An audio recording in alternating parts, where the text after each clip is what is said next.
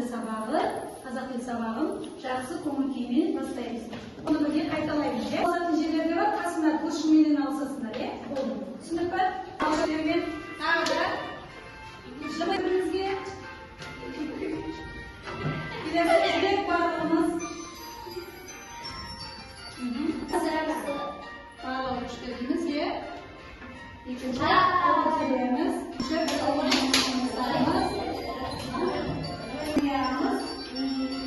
Бесінші жек махаббат.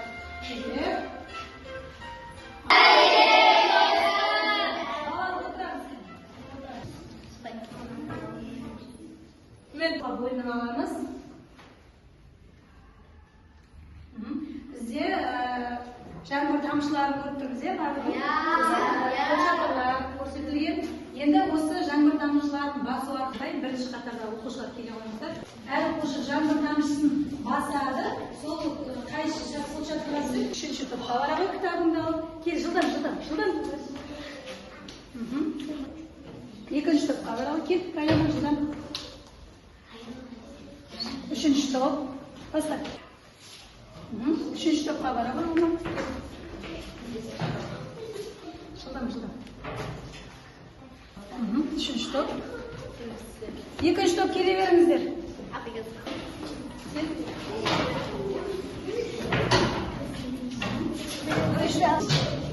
Уақыт кетіп жатыр. Бірінші топқа. Тарау, бірінші топқа.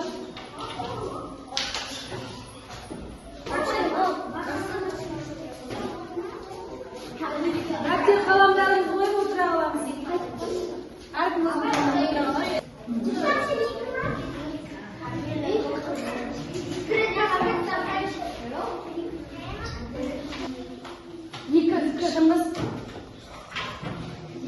Біздің бүгін қазақ тілі пәнінің тақырыбымыз есептік және реттік сайнизм, яғни есептік және реттік сайнизмнің үшінші сабағын өтеміз. Біздің сабағымыздың мақсаты сөйлемнен сөз тақтарын табу және есептік реттік сайнизмдердің айырмашылығын анықтайтын боламыз. Соны өзіңіз бағалап отырасыз. Әрқайсыңыз бірден бастап, берген жауап берген сұрақтарыңызға өздеріңізді бағалап, ручкамен бағалармен бағалап отырасыздар. Түсінікті ма балалар? Ұстау үшін мұнда бізде асықтар берілген. Сұрақтарды біз қазір жауап беретін боламыз. Сұрақтарға тек қана жауабын білсек, тек қолымызды көтеріп отырамыз жасыма. Тәртіпті сақтаймыз. Мен қазір бірінші асықты бастайын.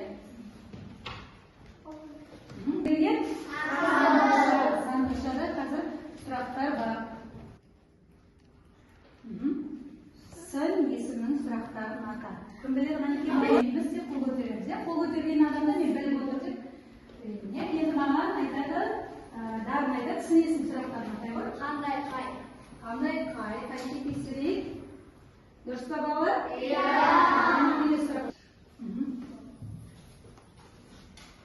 Екінші сандық салын бастайық. Болымсыз етістіктің жинақтары. Кім біледі балалар? Болымсыз етістіктің жинақтары. Бізде етіс екіге бөледі, болымды және болымсыз. Ал Ақниет айтады?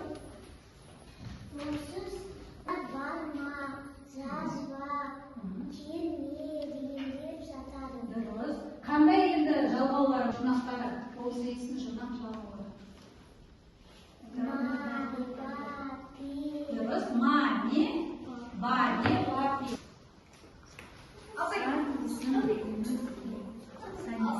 Білдіреді. Мысалы, 7, 6, 5. Сөз таптары туралы айт. Сөз таптары. Сөз таптары. Ал, не барем? Біз оның төртеуімен ғана таныстық.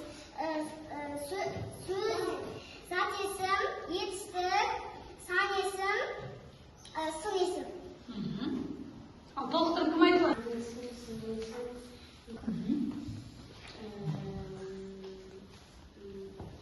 Бірге айтайық шыққан. Тағы қандайлар бар? Сан есім, жамай, есімдік, етістік, сөздер. Бірақ біз оларды өткен жоқпыз, тек қана Açtık mı? 113. sabah 43. jаттығудашек. Açtık mı? Bizler мәтін берілген. Мұқият тыңдаймыз. Мәтінмен жұмыс жасаймыз. Хан асыл сөз. Ертеде бір хан әскерімен шеру тартып келе жатып, сусыз шөлге кездеседі. Кім кездесті? Балалар сусыз шөлге.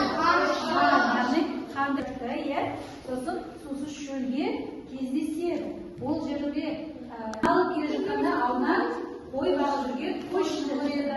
Сосын хан қойшыны алдырып амандасып бастап, су қайда депті жаңағы қойшы. Су дегенін көрмей дейді қойшы. Өзің қалай естіп кімге айқайлап жатыр? Қойшыға. Мен қан ішеді деп қасық қиып жатқан бұлақ көргенім жоқ дейді қойшы. Хан қатты ашуланады. Хан қатты ашуланып, неге судың жөнін айтып бермейсің? Қазір басыңды алып қайын. Ал мынаның басын деп жендеттеріне әмір етеді. Яғни қойшының басын, шауыптың басында алғаныңызды елеп, сондай бір жолды жеңді деп, сіздің батырлығыңызды ешкім дәріптей ме? Қайта қолында қару жоқ, қасында қорғаушы жоқ, қойшыны өлтіріпті деп күледі ғой. Яғни қойшыны өлтіріпті деп барлығы күледі болады. Жауына әлі қасында қорғаушы жоқ, қойшыны өлтіріпті деп күледі ғой. Яғни қойшыны өлтіріпті деп барлығы күледі болады. Жауына әлі келмеген соң, тегізіп боласында қойшыдан алыпты демей ме? Аламын десеңіз не басын деп қойшы тізерлеп отыра кетіпті. Яғни басыңды аламын деп ханға айтты. Хан сөзден жеңіліп қойшыны босатыпты. Ал қойшыға хан әскермен бірге қайда тап болды? Шөл далаға тап болды. Хан қойшыдан не сұрады және ол неге ашуланды? Судың қайда екенін айтпағаннан кейін ашуланды. Кім ашуланды? Хан. Ал қол соғыңдар жауаптар.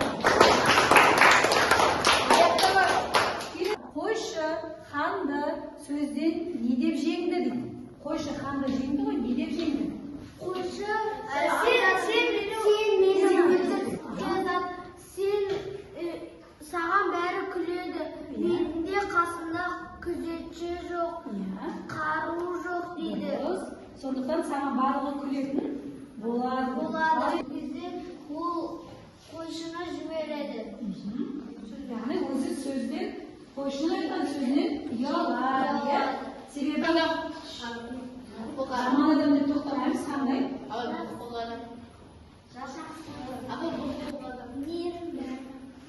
Хан мейірімді адам ба?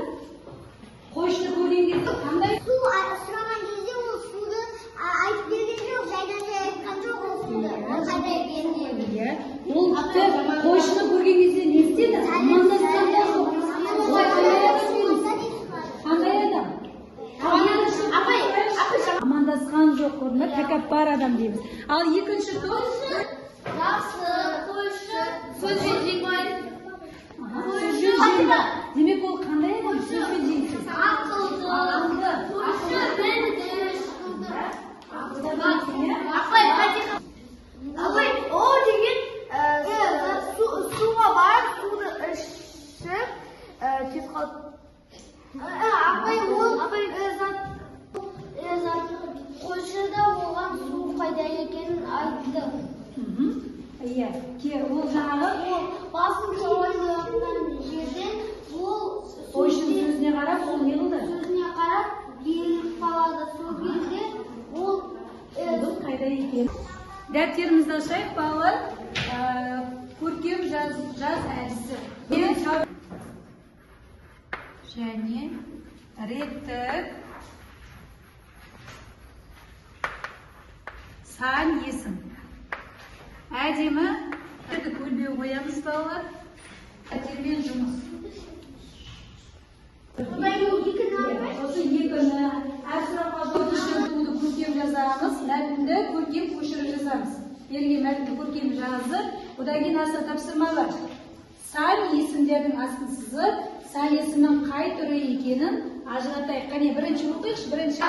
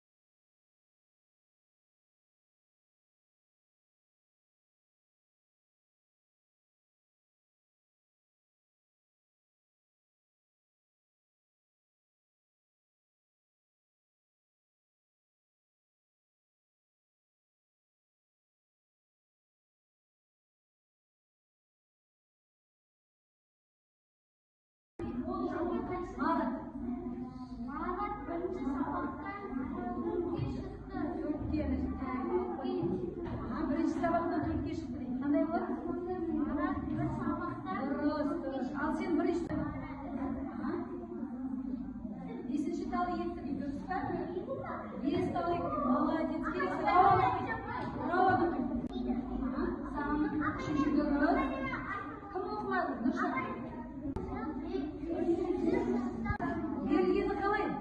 Санкесіндер қатесін тауып жатыр, яғни қатесін берілген. Ал бәрі бастауға бірінші сөйлемді. Сарыста бірінші орын алды. Бұл жерде не жазған? Бір орын алды. Қате бар екен. Ал екінші сөйлем. Жарастың бірінші күшігі бар дейді. Ал қатесін жөндейік. Жарастың бірінші күшігі бар. Бір күшігі бар екен, е? Екінші топ келе қойыңдар. Шығыс бастайды. Мен оқиын. Оның сабағы 8, жарымшы, басталады.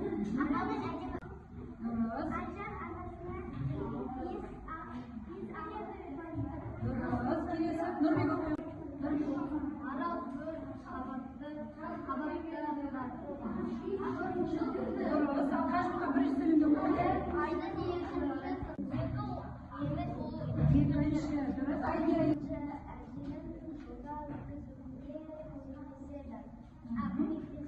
Менің атам 3 күні ауылдан келеді. Қатесі. Үшінші. Сая басқа бірінші сөйлем.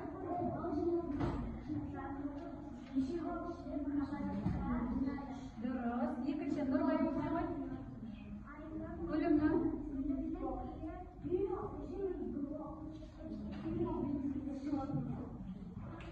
Тапсырма не дейді? Берген сөздердің ішінен сан есімді тауып, тиісті қоржынға салуымыз керек. Қай сөздерді біз қоржынға саламыз? 101. Дұрыс. 19 санесі, 53 санесі, 140 санесі, Иә, қоржынға саламыз. санесі, 7 санесі, Дұрыс. Санесі күшті. Ал, келесі енді біздер. Тұрамыз қалар. Қалар бізде шығармашылық жұмыс 45-ші атты бізде кітапта берілген шығармашылық жұмыс. Енді мұқият қараймыз, қазір шешуін табуымыз керек. Бақалар, яғни бақалар жайында, иә? Бақалар 3 рет дегенде 7 метр. Әр секірген кезде 1 метрге кемі отырып дейді. Демек ол 7 метр қашықтыққа созылды. Яғни ол бір секіргенде неше метр болып тұр? 7 метр болып. 6, сосын 5. Ал қосық үшін неше болады? Орынға ие болған, екінші бақа. Екінші орынға ие болған. Ал үшінші бақа.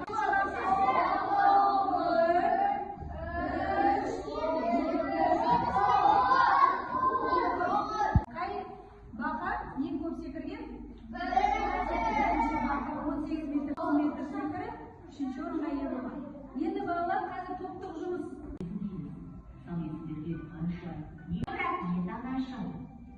Сол сұрағына жауап беретін сан есімдерді есептік сан есім деп атайды.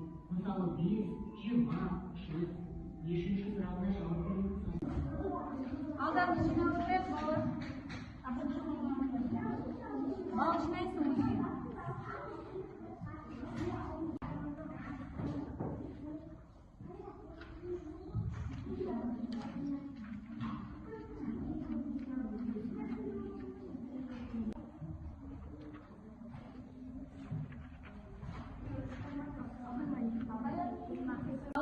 Бұл жеке жұмыс. Әр оқушыға осы кестені беремін. Бұл жерде тест арқылы берілген, тест белгілейміз. Ал мына жерде есептік сан есім, реттік сан есімге айналдырамыз. Мысалы, 5 дейтін болсақ, реттік болса қаншысы қандай болады? 5-ші. Солай өздеріңіз қалаған санды аласыздар. Сол арқылы егер бесеуге дұрыс болса, сіздер өздеріңіздің қолында бағалы қараққа 5 балл жинап аласыздар. Отырып тұр ғой, соның біреуін белгілейсіздер, иә? Қайсысы есептік сан есім? Мына жерде есептік сан есімді белгілейсіздер. Барлығы солай 5 сұрақ берілген. Реттік, үшінші деп тұр ғой, реттік. Кім 3-те б-ны белгіледі, өзіне 1 балл жинайды. Егер басқасын белгілеген болса, қай сөйлемде есептік сан есім қолданылған?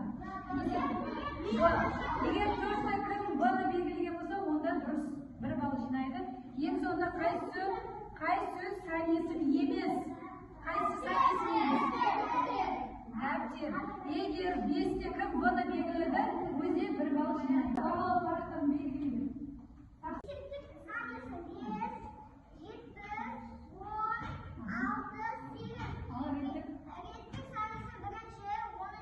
Bo'ldi. O'zingga kamida bog'liq. Al, asta, amir. Bo'ldi, bir bog' o'zingga. Молодец, durust. Kelesa bosib.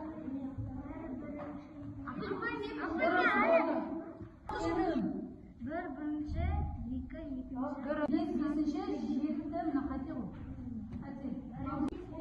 Молодец. Jazbalansin. Durust. Durust. Arkasini bir bog'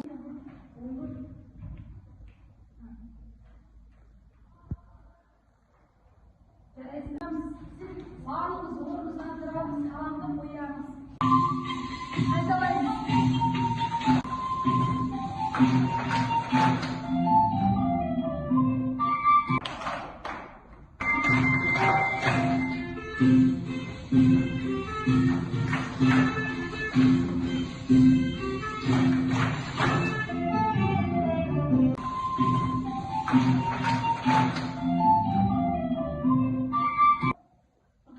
Bağlar, uy жұмысын жазып алыңыз, үй жұмысына 46-шы жаттығуды жазып алыңыздар.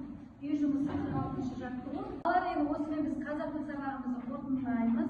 Егер сіздерге барлығы түсінікті болса, онда біз жасыл торсықты белгілейміз. Егер ұстасақ, өзі балы жиналатын мына жерге неше бала.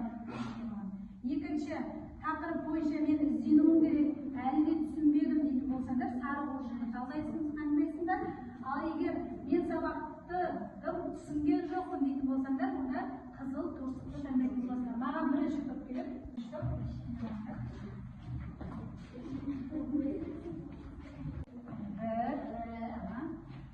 екі келесі.